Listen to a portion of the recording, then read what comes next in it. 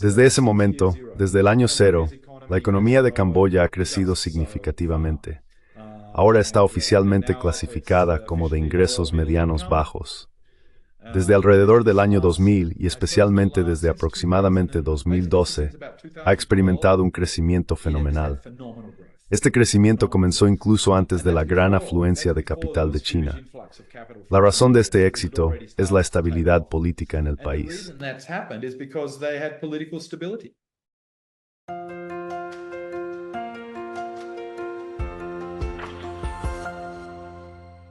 Hello everybody, this is Pascal from Neutrality Studies and today I'm talking to Dr. Hola a todos, soy Pascal de Neutrality Studies. Hoy estoy hablando con el Dr. Digby James Wren, un colega de la Alianza de Paz Multipolar. El Dr. Wren tiene un doctorado en Relaciones Internacionales de la Universidad Deakin de Australia. Es un destacado sinólogo y experto en geopolítica de la ASEAN. Preside Belt and Road Capital Partners, una firma de asesoría en riesgos geopolíticos. También es asesor de relaciones externas del presidente de la Real Academia de Camboya y decano de sus laboratorios de medios y políticas. Además, el Dr. Wren dirige un Substack muy exitoso e informativo bajo el nombre de Long Mekong, donde publica regularmente artículos perspicaces sobre la política en el sudeste asiático, especialmente en Camboya. Recomiendo echarle un vistazo. Digby, gracias por acompañarnos.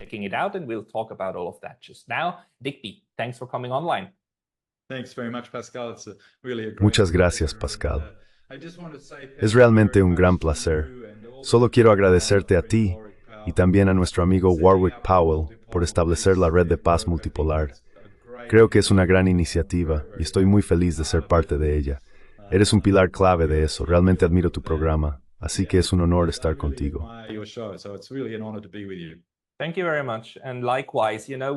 Muchas gracias. Del mismo modo, justo antes de esta discusión, estábamos hablando sobre nuestros diferentes medios y cómo estamos tratando de reforzar el trabajo de cada uno.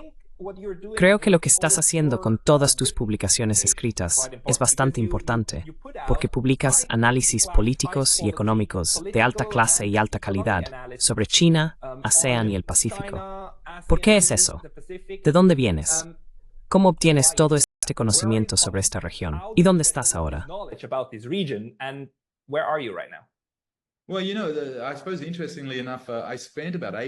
Bueno, curiosamente pasé unos 8 años viviendo en China, estudiando la iniciativa de la Franja y la Ruta. Me concentré específicamente en la BRI. Antes de eso hice mi doctorado, que al principio estaba muy centrado en Asia. A medida que mi estudio y la BRI se expandieron, me di cuenta de que necesitábamos analizar esto con más detalle. Siempre me ha interesado esta región. Mi padre me dio una opción cuando era muy joven. Dijo que podía ir a la iglesia con él los domingos o entrar en su estudio y elegir un libro para leer. Cuando regresara, tenía que decirle de qué se trataba.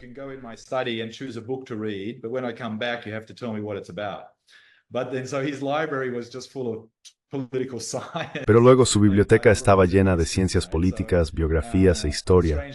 Curiosamente creo que me he convertido en él con los mismos hábitos de lectura. Siempre ha sido algo de toda la vida, eso es seguro. Ahora lo uso en el sentido de que, como te compartí antes, si aprendes algo, necesitas compartirlo. Lo que estamos haciendo ahora es compartir conocimiento con la gente. Si no lo compartes, no es conocimiento. Supongo que ese es realmente el impulso para mí de poner todo ahí fuera. Dejas que la gente decida lo que piensa al respecto. Pueden usarlo, no usarlo, o tomarlo en serio o no. Pero si no publicas nada, entonces no tienes voz y no has creado ningún conocimiento para nadie.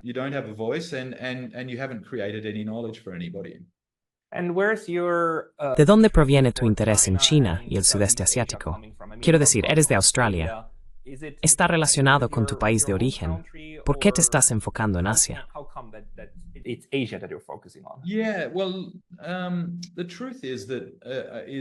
Sí, bueno. La verdad es que he pasado mucho tiempo en Asia. Fue una elección real porque me di cuenta hace mucho tiempo de que Asia se iba a convertir en el centro de la economía global. Me parecía tan obvio hace mucho tiempo. Así que concentré todos mis estudios universitarios en China y la diplomacia pública. Hice mi primer posgrado en diplomacia pública china Mi licenciatura tenía una especialización en chino y estaba estudiando los medios de comunicación chinos. Mientras todo lo demás escribieron que bloquean y Stembis esencial sería examinar los medios por mi método. Pensé que sería un entorno now stemmer importante en ti.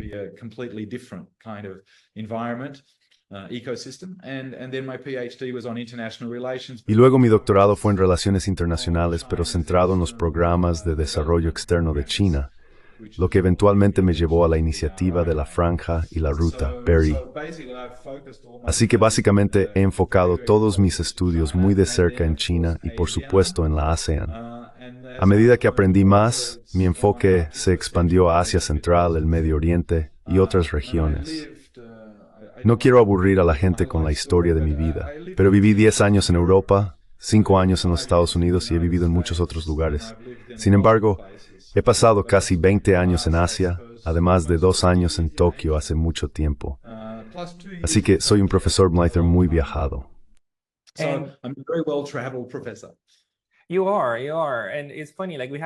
Tienes razón, tienes razón. Y es curioso, tenemos trayectorias educativas muy similares. Mi maestría también fue en políticas públicas y luego hice un doctorado en relaciones internacionales. Eso te lleva por un cierto camino, ¿verdad? Así que cualquiera que esté viendo y esté pensando en un doctorado, piénselo bien, porque lo llevará en una dirección diferente. Pero ¿cuál es tu observación?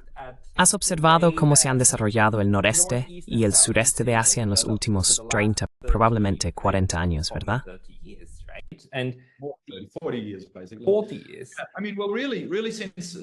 Durante los últimos 40 años, quiero decir realmente desde la era posterior a la Segunda Guerra Mundial. En realidad, ni siquiera eso es del todo exacto.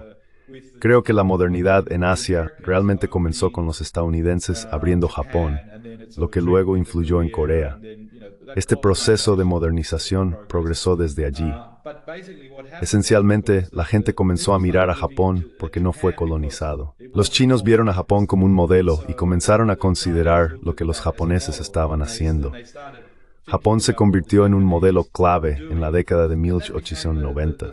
Así que diría que la modernización en Asia comenzó alrededor de la década de 1890.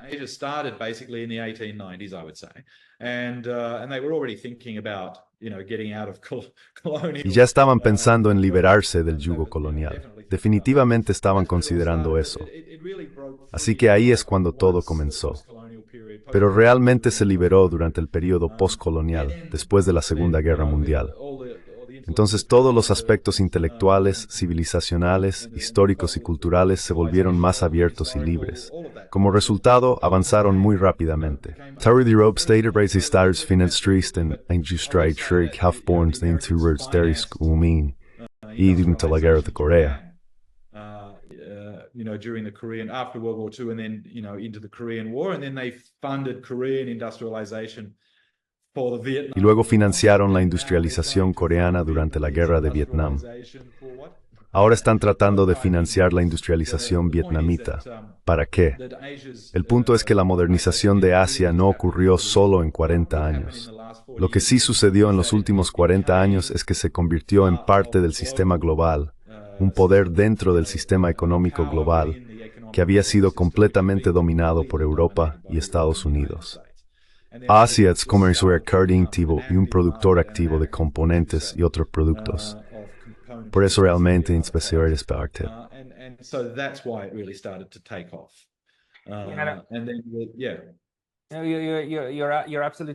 Tienes toda la razón. La modernización de Asia se remonta mucho más atrás. Si vas aún más lejos, fue Asia la que lideraba y estaba a la vanguardia, ¿verdad? Hasta 1840, China es la economía más grande del mundo. Por ways europeo, casi never huge European.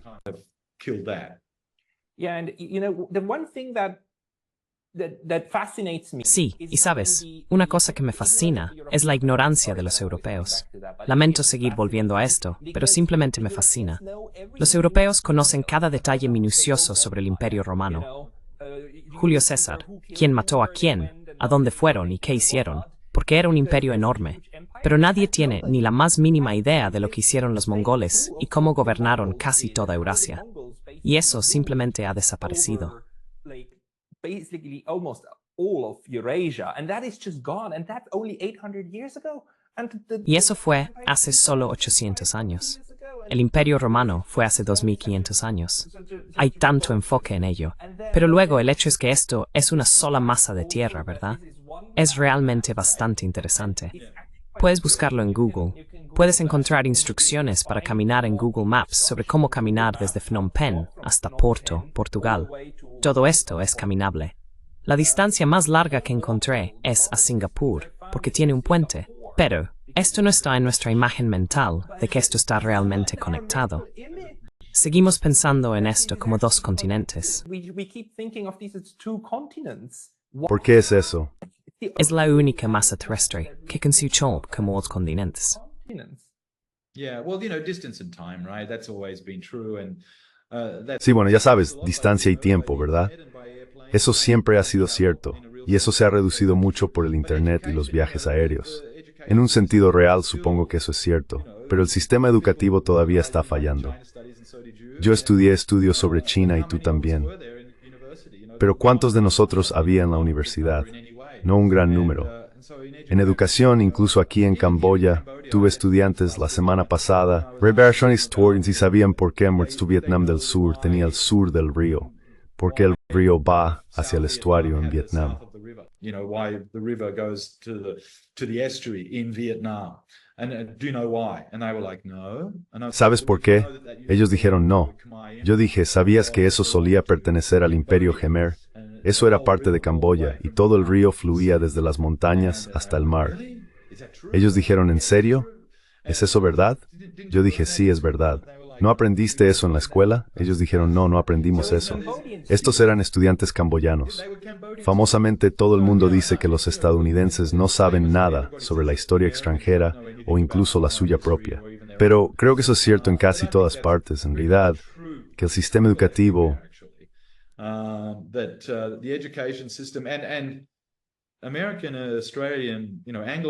Los sistemas educativos estadounidense, australiano y angloamericano han reducido su enfoque en los estudios de área, la historia y las humanidades.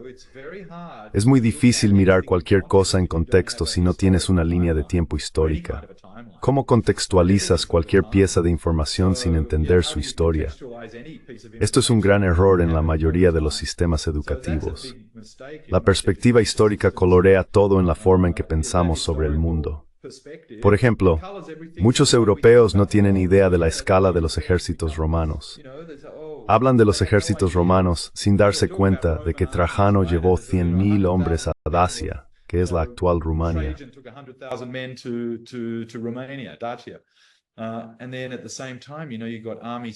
Al mismo tiempo tienes ejércitos en India y China que eran de 200,000 a 500,000 de soldados, mucho más grandes. ¿Es eso posible? Sí, lo es. Nada de esto se enseña en las escuelas o sistemas educativos en ninguna parte. La mitad de esto es simplemente, realmente no necesitan saber estas cosas. Solo necesitan tener una idea general de la historia. Centrémonos en nuestra propia historia. Creo que eso está bien, pero debería contextualizarse más. Eso ayudaría a las personas a entender el mundo en el que viven y las enseñas de las que escuchan todos los días en la televisión.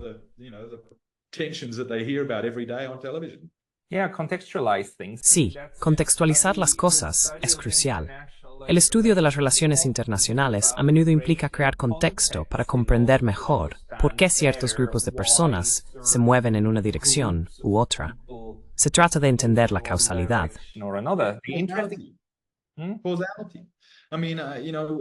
Causalidad. Siempre pregunto a la gente, ¿cuál es la causa? ¿De dónde viene esto? ¿Dónde comenzó? Todos tienden a mirar las cosas dentro de un marco de tiempo muy estrecho, básicamente lo que están recibiendo ahora. No hay contextualización de eso. ¿Cómo puedes determinar si algo es bueno o malo sin contexto? Toma la guerra entre Ucrania y Rusia, por ejemplo. Muchas personas piensan que comenzó en 2022. too. Es absolutamente tonto. Y sigo diciendo, ya sabes, el mal no es una categoría analítica, es lo opuesto. Es el rechazo, la negativa a usar tu cerebro para entender por qué alguien hizo algo. Sí, creo que por eso los académicos se meten en tantos problemas, porque usamos el cerebro todo el tiempo.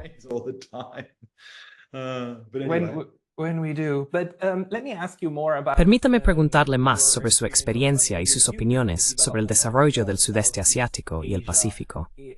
Camboya, donde usted se encuentra, se está desarrollando bastante en este momento, ¿verdad? Muchas partes del sudeste asiático están experimentando un auge, incluyendo Malasia, con su industria de chips y demás. Estamos en medio de un auge, sí, un auge constante. No ha parado en una década. Camboya ha tenido un crecimiento anualizado del 7,7%, tal vez 7,6% durante 10 años. 7%, I think it's 7.6 maybe, annualized growth for 10 years. So, and take COVID out of that and it's better. Y si sacas el COVID de eso, es aún mejor. Así que el crecimiento es fenomenal. India está creciendo un 8% este año o algo así. China está creciendo un 5%. Vietnam sigue creciendo un 5%. Malasia está creciendo un 6%. Malasia está experimentando un pequeño gran auge. Tailandia está teniendo algunas dificultades. Filipinas es un rezagado. Siempre rinde por debajo. Tiene algo que ver con el sistema que tienen. Podemos ver eso con lo que está pasando con China. Son más vulnerables a la influencia externa. Y creo que eso tiene un efecto negativo en su economía.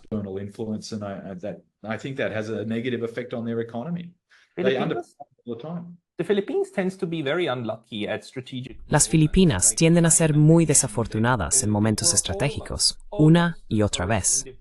Casi fueron la primera nación independiente del sudeste asiático en 1899. Luego, los estadounidenses tomaron el control de los españoles y suprimieron esa independencia. Este patrón se ha repetido varias veces, siempre impactando negativamente en la economía de una forma u otra. Pero, ¿qué es lo que está impulsando el crecimiento en Camboya en este momento?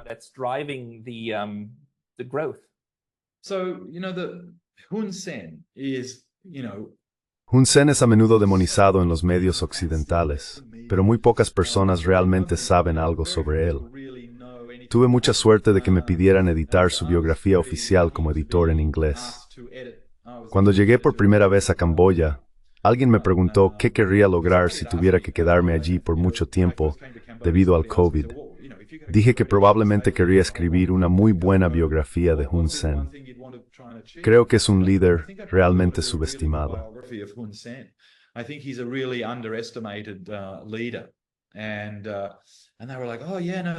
Y ellos decían, oh, sí, no, ese tipo es un monstruo, es un dictador, bla, bla, bla. Y yo dije, no, estoy mirando la trayectoria de Camboya a lo largo del tiempo, específicamente en los últimos 30 años.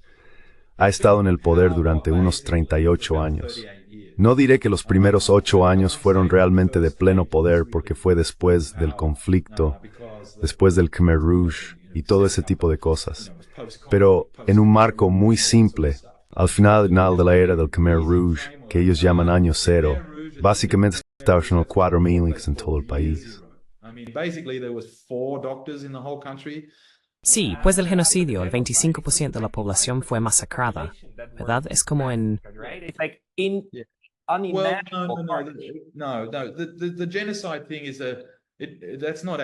No, el genocidio no fue exactamente así.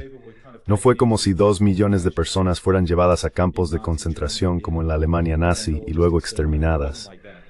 Fue una combinación de efectos y políticas que se introdujeron. Además, hubo el comportamiento maníaco, psicopático y sociopático de algunos líderes y funcionarios de bajo nivel que se convirtieron en monstruos. En términos del número de personas que murieron, fue Gerard por millones stats bor. 1.7 to 2 million, nobody's exactly sure. Died or who were Died. But El mayor número de personas murió a causa de enfermedades y hambruna. Esta hambruna ocurrió en un país que produce uno de los mejores arroces del mundo. Hay una competencia cada año por el mejor arroz, realizada en China, Italia o en algún otro lugar. Camboya ha ganado esa competencia 5 años seguidos, o 4 de 5. El arroz aquí es fantástico y de muy alta calidad. No hay escasez de él, y ahora es una exportación importante.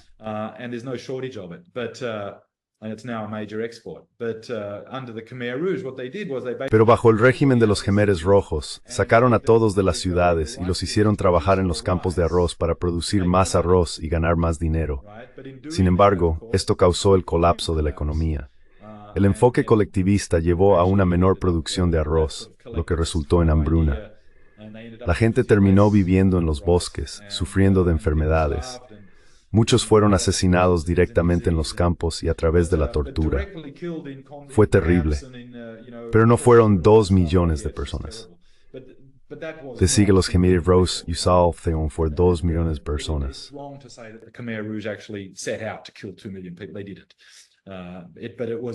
No lo hicieron, pero fue definitivamente un resultado de sus políticas y acciones, y el hecho de que se convirtieron en maníacos psicópatas. Eso es definitivamente cierto. De todos modos, todo eso para decir que desde ese momento, desde el año 0, la economía de Camboya ha crecido significativamente. Ahora está oficialmente clasificada como de ingresos medianos bajos.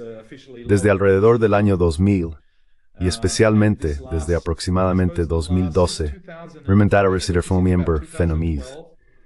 Este crecimiento de inclust antes de la gran influencia de China.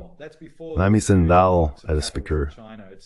La razón de este miembro es el remotor. That's happened is because they had political stability. And as you pointed out to me, I didn't realize. Y sabes, como me señalaste, no me di cuenta de que fue el rey Sihanouk quien llevó a Camboya a la independencia en los años 50. Tuvieron una especie de edad de oro del cine, la música y todo eso durante ese periodo, y la economía despegó. Escribió un artículo para Foreign Affairs sobre la neutralidad, ¿verdad? Bueno, esa sigue siendo la política oficial de Camboya, la neutralidad. Lo que me atrajo de Hun Sen fue que ha podido mantener un equilibrio entre los estadounidenses, los europeos, los chinos y la ASEAN. Ha logrado hacerlo con éxito durante 30 años. Ha sido un poco altibajos y difícil a veces. It's been a bit up and down, and it's been a bit difficult here and there. Let's say in 2014, for example, Digamos que en 2014, por ejemplo, los estadounidenses casi lograron expulsarlo. Financiaron y organizaron la Revolución de Color en 2014.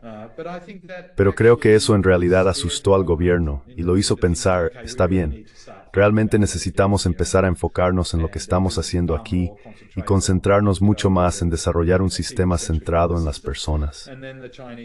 Alrededor de ese tiempo, los chinos también comenzaron a invertir en la iniciativa de la Franja y la Ruta. Entonces, Camboya está aprovechando esa ola. Debido a que es tan políticamente estable, han podido integrar todo esto adecuadamente.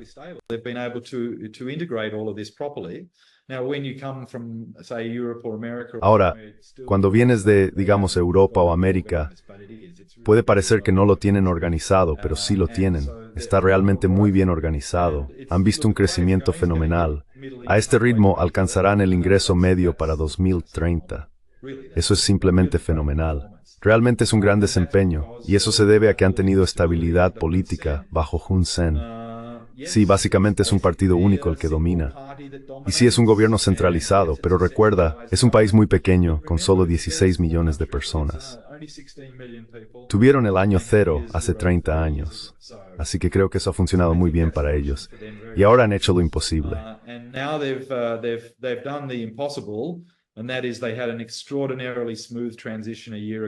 Y eso es, tuvieron una transición extraordinariamente suave hace un año.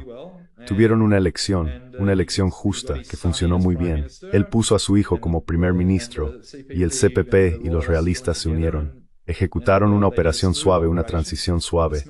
Ahora tienen a todos jóvenes tecnócratas. Ese primer tipo de grupo revolucionario post-Khmer, todos están en sus 70, tal vez incluso 80 años. Ese grupo ahora está tomando un rol emérito, sentándose, Los tecnócratas que han sido todo fueron al extranjero en China, Rusia, Estados Unidos, Australia, Reino Unido, Europa, Francia y Alemania.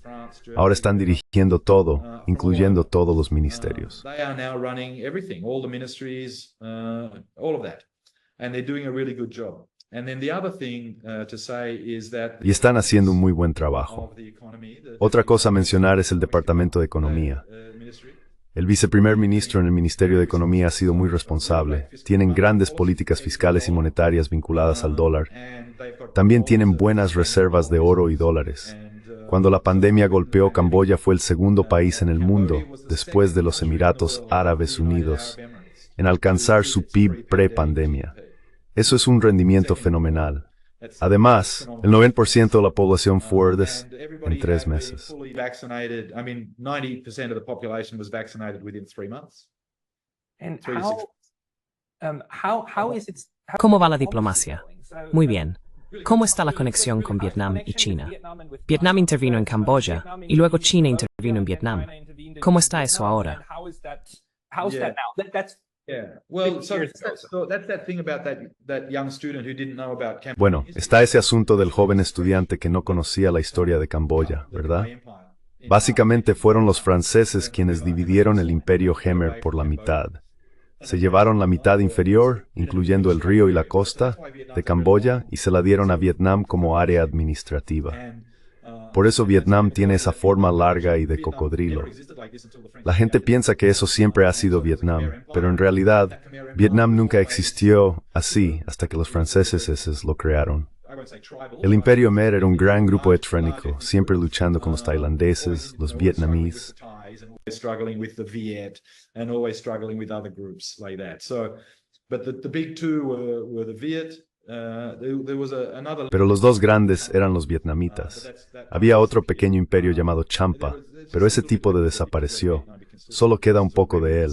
Si vas a Vietnam, todavía puedes ver piezas o restos de eso. Camboya ahora está como entre el cocodrilo vietnamita y el tigre tailandés. Laos se considera más amigable, tal vez como un conejo, muy amigable. Así es como se ve a sí mismo, y su política refleja eso. El equilibrio es mantener felices a esos dos poderes medios.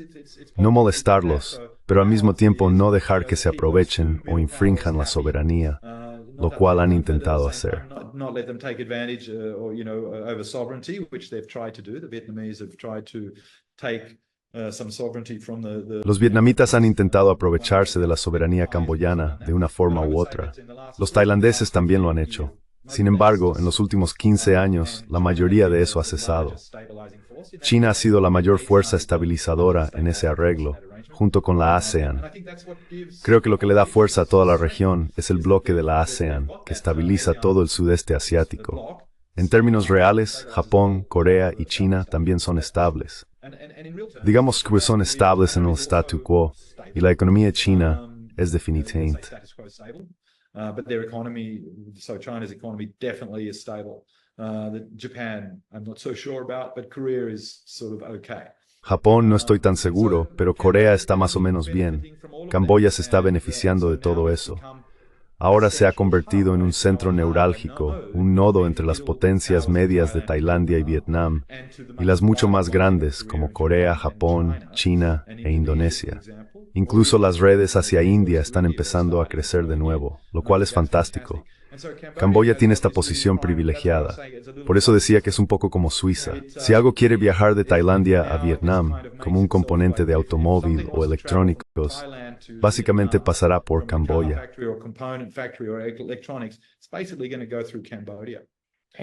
Y Camboya también es una parte integral de la iniciativa de la Franja y la Ruta, ¿verdad?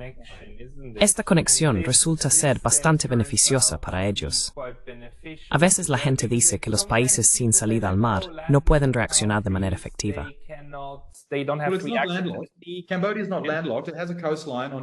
Camboya no está sin salida al mar. Tiene una costa en el Golfo de Tailandia, lo cual es realmente importante. Los estadounidenses no están muy contentos con esto. La idea estadounidense es que toda la ASEAN debería actuar como un contrapeso a China. Sin embargo, hay una base naval en Sihanoukville que tiene una historia significativa. Es el puerto más grande de Camboya, ubicado en el Golfo de Tailandia, y proporciona acceso a la parte sur del Mar de China Meridional. A los estadounidenses no les gusta que haya una base naval justo al lado de este puerto.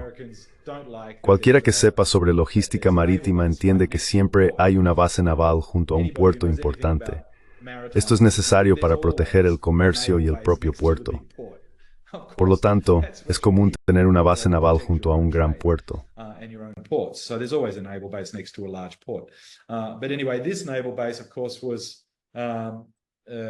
Pero de todos modos, esta base naval fue un punto de entrada durante la Guerra de Vietnam para la ruta Ho Chi Minh. Los rusos y los chinos enviaban suministros allí y otros los llevaban a Sihanoukville. Estos suministros luego eran transportados a cuestas por personas a través de Camboya, ya sea hacia el sur o más al norte, o a través de Laos hacia el norte. Esa es la ruta Ho Chi Minh. Nixon y Kissinger la bombardearon intensamente, lo que contribuyó al ascenso de los Jemeres Rojos. Así que Sihanoukville tiene una historia oscura para los estadounidenses y todavía no les gusta. Ahora, Sihanoukville está creciendo y la economía de Camboya se está expandiendo. Tiene sentido que necesiten un mejor puerto naval junto a su principal puerto comercial. Lo han ampliado, pero no es grande en términos reales.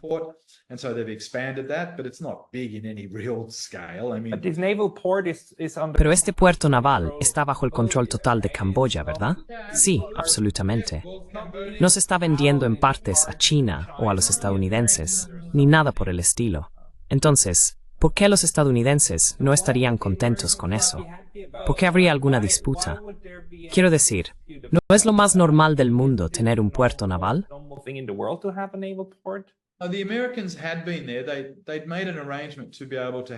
Los estadounidenses habían estado allí.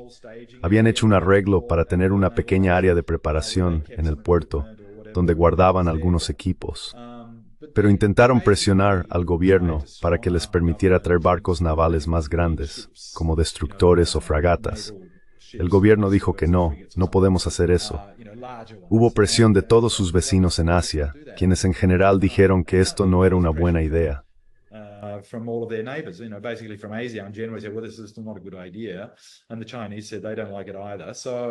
Los chinos dijeron que a ellos tampoco les gustaba. Entonces Camboya respondió diciendo, no puedes tenerlo. Los estadounidenses se molestaron e impusieron sanciones y aranceles a las exportaciones de prendas de vestir de Camboya. Estados Unidos sigue siendo el mayor mercado de exportación para Camboya, seguido por Europa y China. Esto crea un buen equilibrio. Luego el gobierno camboyano dijo, espera, no puedes intimidarnos así y luego sancionarnos también. Olvídalo.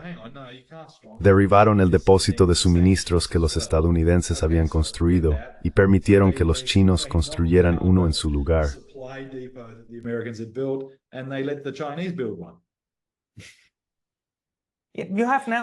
Es Stephen Boris that asked Riones.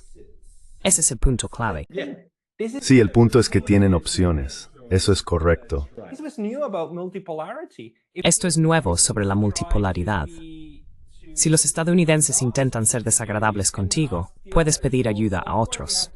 Por supuesto, tienes que tener cuidado con lo que les ofreces. Sí, claro. Pero estoy bastante seguro de que Camboya entiende este juego bastante bien, habiendo estado entre sus otros vecinos, ¿verdad? Y entiende la neutralidad. Entiende el equilibrio, ¿verdad? En este momento el equilibrio es que los chinos van a ayudar a pagar por el puerto comercial y a expandirlo. También tienen un interés real en poder tener patrullas militares regulares en el Golfo de Tailandia y asegurar que los puertos estén seguros. Parece muy normal. Son barcos muy pequeños, quiero decir, no estamos hablando de grandes barcos aquí. Estamos hablando de barcos de 30 metros, 40 metros. No son grandes.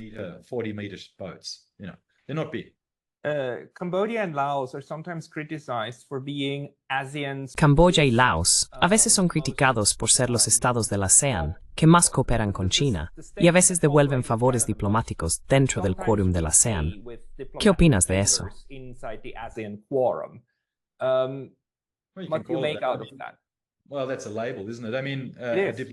Bueno, eso es una etiqueta, ¿no? Sí. Quiero decir, en serio, tal vez realmente estén de acuerdo con eso. No lo sé. Pero sí, por ejemplo, creo que fue Camboya. Sabes, la ASEAN se basa en el consenso. Todos tienen que estar de acuerdo. Sí, ¿y entonces qué? Si no estás de acuerdo, ¿ahora eres malvado? Quiero decir, así no funcionan las organizaciones basadas en el consenso. Tienes una opción y la ejerces por cualquier razón si crees que es en tu interés hacerlo.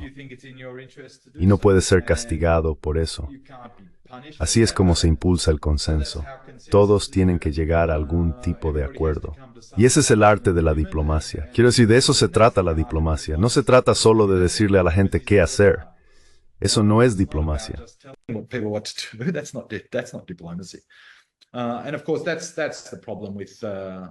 Y por supuesto, el problema con el enfoque estadounidense es que siempre es un poco demasiado fuerte y no es apreciado. No abordan el tema con ninguna sutileza. Así que sí, Laos no tiene salida al mar y sigue siendo muy pobre. Ahora está exportando electricidad, lo cual es realmente interesante. Los vietnamitas y los tailandeses han construido la mayoría de las represas y gestionan la electricidad desde allí. Así que en realidad no son los chinos. Los chinos construyeron 2 de las represas, pero el resto está financiado por Tailandia y Vietnam porque lo necesitan. También hay muchos mitos sobre eso. Lo mismo ocurre con Camboya. Solo 2 de las represas en Camboya fueron construidas por los chinos. Las otras fueron construidas por los propios camboyanos o incluso a través del Banco Mundial u otras fuentes.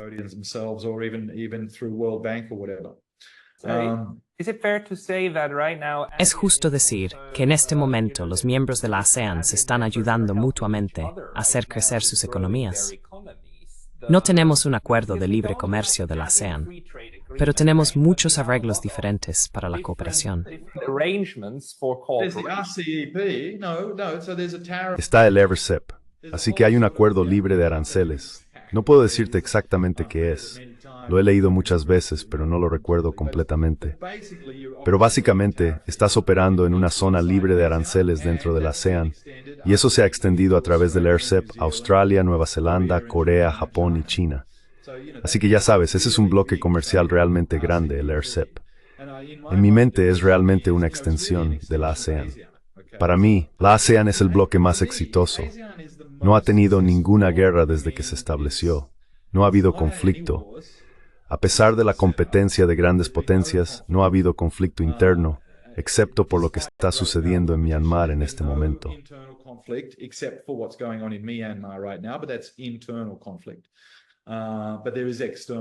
Ese es un conflicto interno, pero hay fuerzas externas en juego.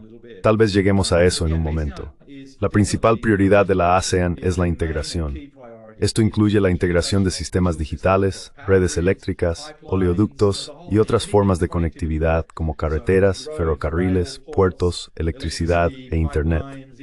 Además, hay servicios digitales que se basan en esta infraestructura.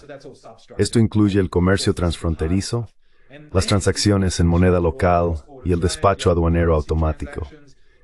Todas estas iniciativas se están implantando actualmente. All of those things are coming online. That's all being done right now. And some of it's already active. So, for example, between Malaysia and Singapore and... Parte de esto ya está en funcionamiento. Por ejemplo, entre Malasia y Singapur. Malasia está bastante avanzada en este sentido. Camboya, Laos, Vietnam y Myanmar están un poco rezagados, pero Tailandia, Malasia e Indonesia los están impulsando. Hay que recordar que Indonesia es la fuerza motriz. ASEAN sin Indonesia no sería lo mismo. Hay una división clara entre la ASEAN marítima y la continental. Los estadounidenses definitivamente están tratando de aprovechar eso. It's a carry port in Borgo. They're trying to split the maritime from the continental because, they can send ships, right?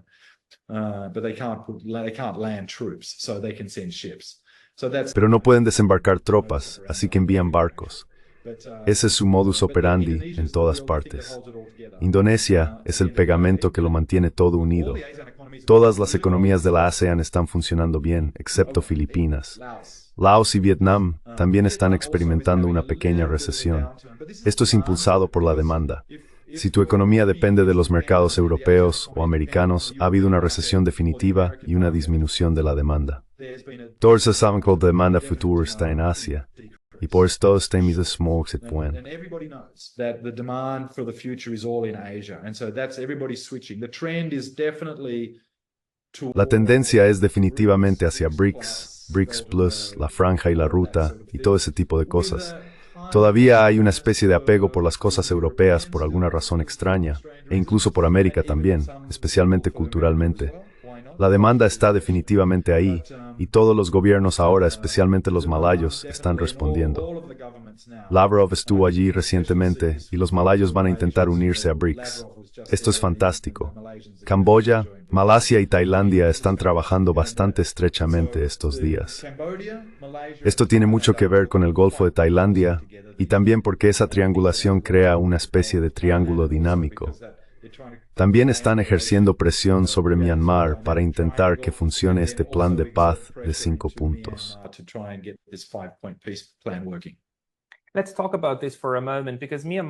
Hablemos de esto por un momento, porque Myanmar está atravesando un conflicto interno, una guerra civil, que es muy compleja. Tuve una discusión con un académico tailandés el otro día. Hay muchas facciones involucradas. Todo se reduce al golpe militar que ocurrió en 2021, que fue esencialmente un contragolpe. Esto fue una reacción a lo que sucedió en 2011, cuando Myanmar se abrió y se desarrolló bastante. Desde tu perspectiva, en Camboya, ¿cómo se vive ese conflicto en este momento?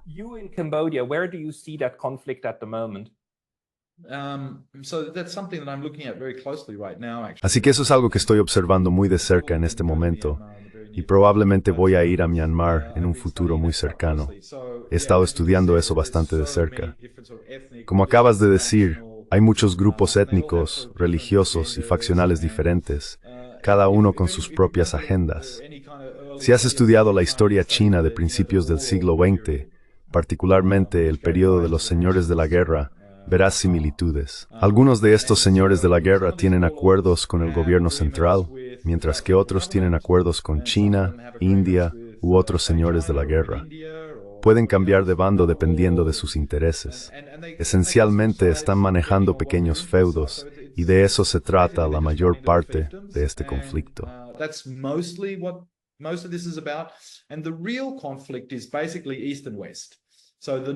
El verdadero conflicto es básicamente entre el este y el oeste. El norte cerca de la India es bastante estable porque los indios necesitan que sea estable. Assam siempre ha sido una provincia rebelde y todavía hay mucho conflicto allí. Así que los indios definitivamente quieren mantener eso bajo control. Bangladesh también quiere mantener su frontera bajo control, especialmente por los rohingyas, que originalmente vinieron de lo que entonces era Bengala, no Bangladesh. Pero son musulmanes. La frontera china es relativamente estable hasta que llegas a Laos y Tailandia. La frontera de Laos es bastante laxa, pero como está muy cerca de China y tiene a Vietnam del otro lado, creo que la frontera de Laos no es tan porosa porque no tiene salida al mar. I think the Lao border is not so porous because it's landlocked. So how do you get weapons and drugs in and out? Money, weapons, drugs. ¿Cómo se introducen y sacan armas y drogas? Dinero, armas, drogas. Básicamente, el dinero, las armas y las drogas pasan por Tailandia. Diría que la gran mayoría lo hace. La gente habla del Triángulo Dorado, pero en realidad un lado del Triángulo Dorado es Tailandia. Ahí es donde ocurre la mayor parte de la acción. Hubo un informe, creo que del relator de la ONU sobre Myanmar, que decía que se habían exportado armas por valor de $176 millones a través de Tailandia hacia Myanmar. Sin embargo, en el séptimo párrafo o así, mencionaba que el gobierno tailandés no tenía nada que ver con eso. Pero no se pueden mover armas por valor de $176 millones por algún lugar sin que alguien lo sepa.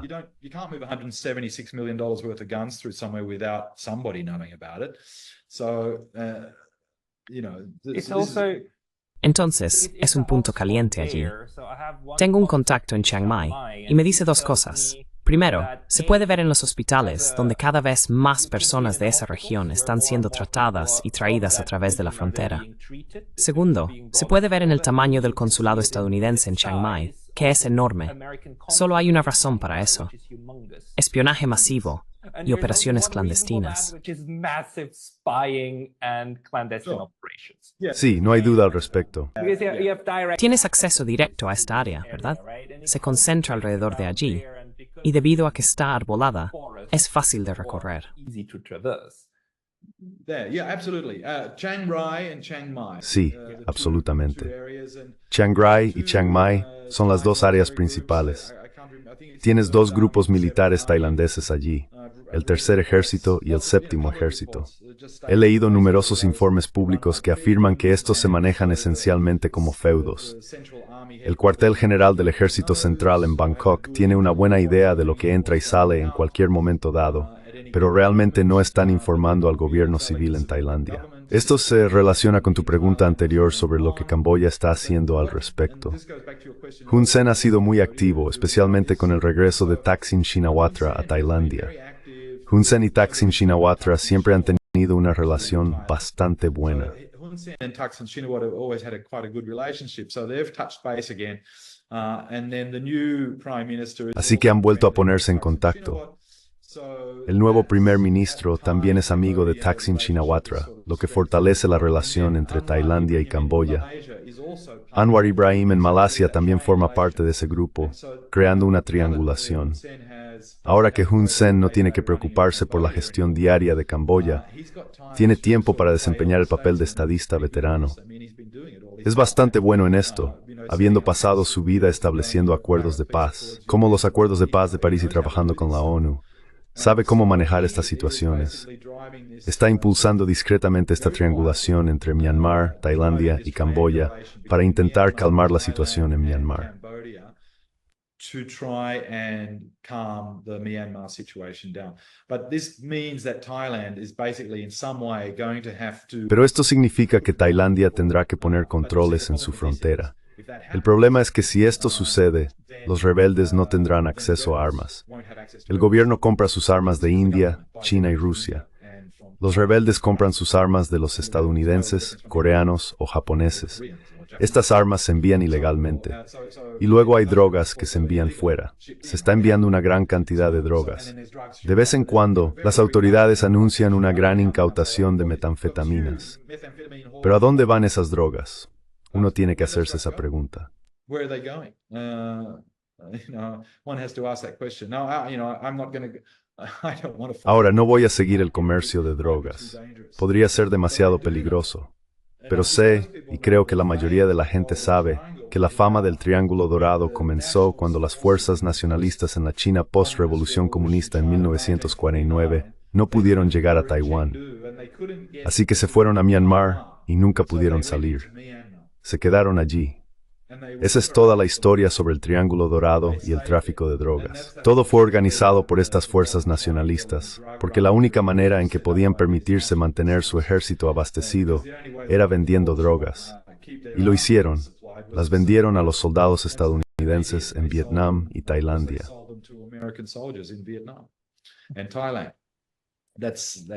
It just shows how geography is destiny. Solo muestra cómo la geografía es destino. Lo que puedes hacer en el terreno con ríos, bosques, puertos, etc., determina cómo se mueven las cosas. Por eso, cualquier desarrollo en Myanmar probablemente estará influenciado por su situación estratégica. Actualmente, las diferentes fuerzas están estancadas. Nadie tiene el poder para ganar sobre todos.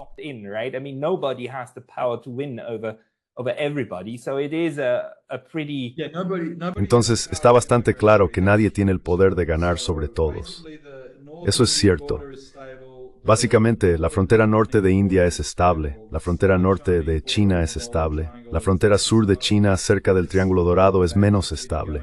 Todavía hay mucha actividad allí, como casinos y todo tipo de cosas. Pero creo que los chinos son bastante estrictos en esto. Hubo estafas cibernéticas y todo tipo de actividades ilegales, pero arrestaron a mucha gente. Creo que alrededor de 250 personas fueron arrestadas no hace mucho. Sin embargo, el lado tailandés es el lado que preocupa. Y por supuesto, el lado Rohingya.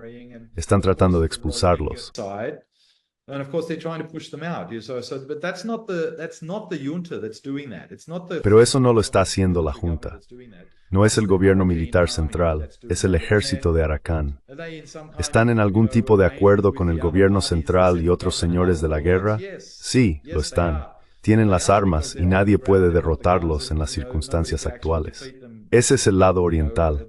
En el lado occidental también están los Shan del norte. Ellos también están luchando. Pero hay que recordar en ese estado luchantes de británicos se fueron. Ever since the British left, 80 years ago. Sabes, hace 80 años. Entonces, en términos de ejemplos históricos, ¿qué tipo de mecanismo de solución crees que es el más realista para lograr un gobierno de reconciliación nacional o algo que estabilice a la mayoría de Myanmar? Well, I'm going to go with Thomas Hobbes on this one. I'm not a realist, but Bueno, voy a ir con Thomas Hobbes en esta. No soy realista, pero voy a ir con su idea de que la ausencia de interferencia es prueba de libertad. Lo primero que tiene que suceder es que debe haber una ausencia de interferencia. El suministro de armas en el país, el suministro de entrenamiento y dirección, todo eso proviene de fuerzas externas. Eso tiene que parar. De lo contrario, no hay esperanza en absoluto. Aparte de eso, el gobierno central en algún momento es mayoritariamente birmano. Constituyen el 60% de la población y controlan los valles fluviales. Hay mucha agua en Myanmar y ellos controlan todo eso. Así que esa es su fortaleza.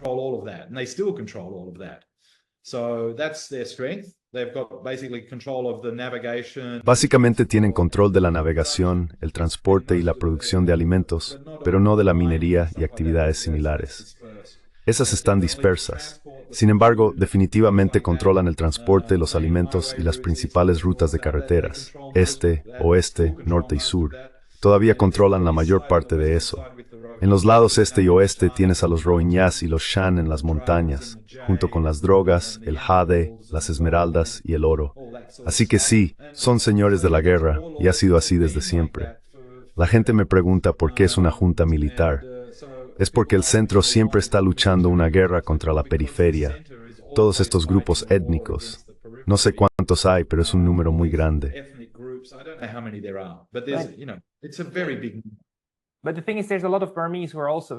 Pero la cuestión es que hay muchos birmanos que también están muy descontentos con esto.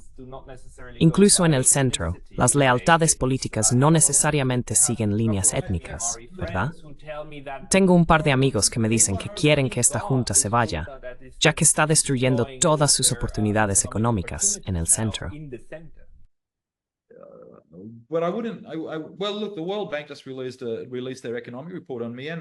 Bueno, el Banco Mundial acaba de publicar su informe económico sobre Myanmar hace un par de semanas. Myanmar tiene casi un 1% de crecimiento económico. El gobierno central todavía tiene una burocracia funcional. Saben cómo administrar el país, construir carreteras, construir escuelas y emplear a la gente. El problema es que siempre se enfrentan a diversas fuerzas que se coaligan, se disuelven, se vuelven a coaligar y luego son financiadas y entrenadas por entidades externas.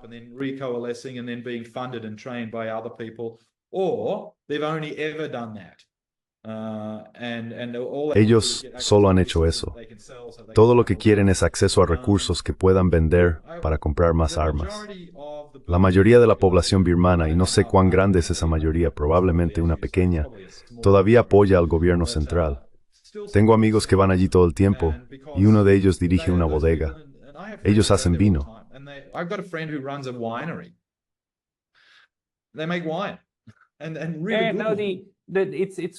Está funcionando, pero si escucho las historias de mi amigo de Mandalay, entonces está bastante claro que desearían volver al acuerdo anterior de hace 10 años, que fue realmente bastante fenomenal.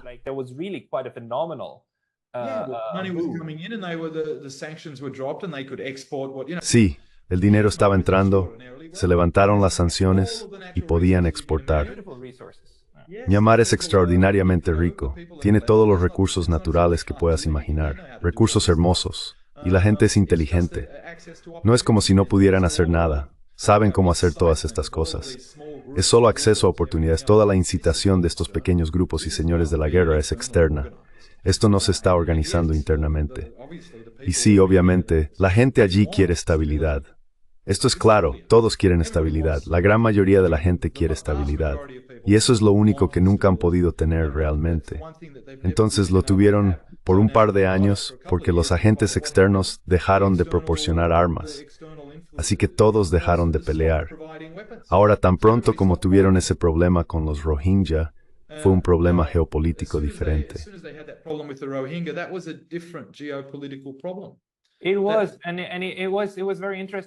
Y fue muy interesante que fuera el gran abanderado occidental el que luego tuviera que defender esto en La Haya. Ya sabes, Aung San Suu Kyi cuando estuvo allí. Así que podemos dejar eso aparte.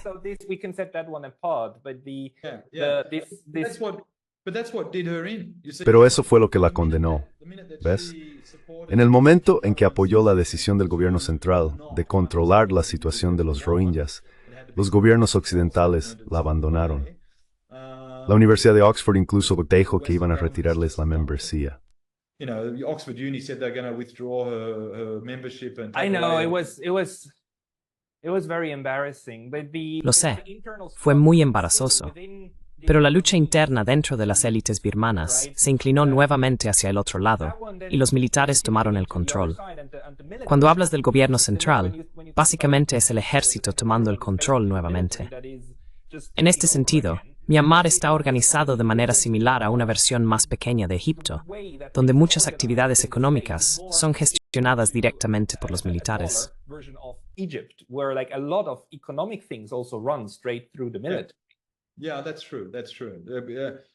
Sí, eso es cierto. Quiero decir, eso ha sido cierto en toda Asia durante bastante tiempo. Indonesia durante mucho tiempo fue así. Es la única manera en que pueden lograrlo. Es muy difícil mantener las cosas funcionando sin el ejército, pero siempre hay que recordar que no hay gobierno en el mundo que no tenga control del ejército.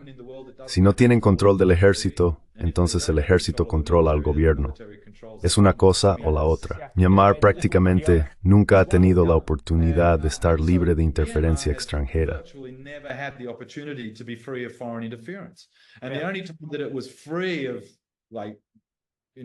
Y el único momento en que estuvo libre de interferencia extranjera en un sentido real fue durante ese periodo cuando Europa y Estados Unidos dijeron: oye, vamos a abrirnos y dejarte beneficiarte por un tiempo, siempre y cuando introduzcas algunas reformas democráticas. Está bien, de acuerdo. Pero luego Occidente simplemente abandonó a Aung San Suu Kyi en el momento en que comenzó la crisis de los Rohingya. Para ser honesto contigo, realmente no sé exactamente qué desencadenó eso al principio, y probablemente merezca algo de atención para entender la causalidad. Pero no hay duda de que la inestabilidad de Myanmar es causada por problemas externos, no internos. Problems, not internal problems. The internal, because it settled down immediately if they were able to export. Porque se calmó inmediatamente cuando pudieron exportar. Y si no hubiera fuerzas externas operando y proporcionando armas a los rebeldes o señores de la guerra, todo se calmó muy rápidamente. Creo que eso es muy obvio.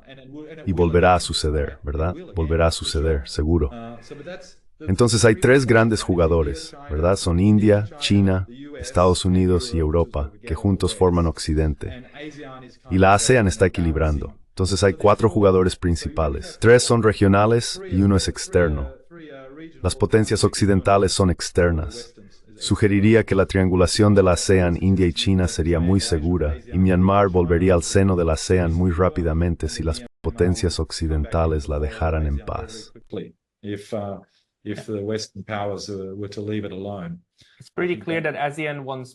Está bastante claro que la ASEAN quiere que Myanmar vuelva y esté estable lo antes posible. Están trabajando en eso. No los expulsaron, solo lo pausaron. Pero tomaron una decisión muy importante, que es decir, todavía eres parte de nosotros. Todavía reservan una silla para Myanmar en todas sus negociaciones externas.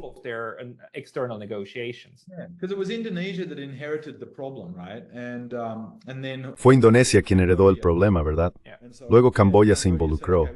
Camboya dijo, está bien, solo haremos esto del P5. Okay, so that's kind of that framework still. Ese marco todavía está funcionando. And I think Hun Sen Creo que Hun and Sen, the los Malaysians, tailandeses y los malayos están muy ocupados en este momento tratando de estructurar un acuerdo.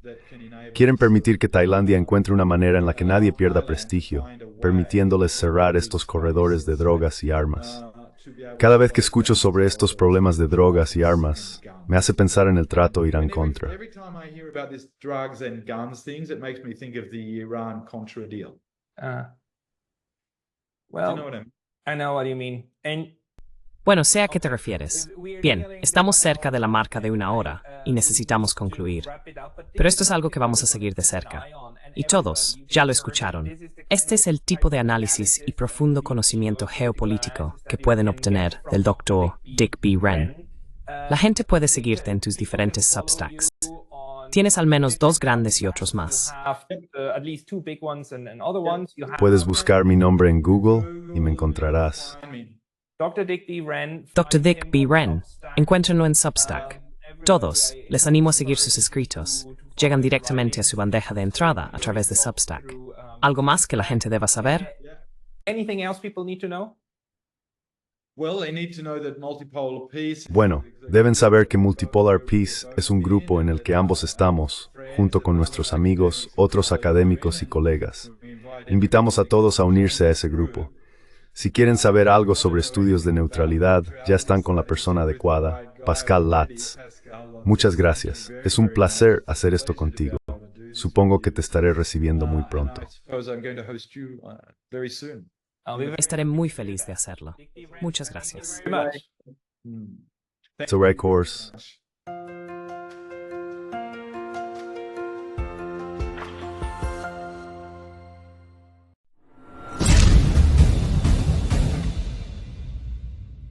Si valoras nuestras traducciones, por favor considera apoyarnos en Patreon. El enlace está en la descripción. Muchas gracias.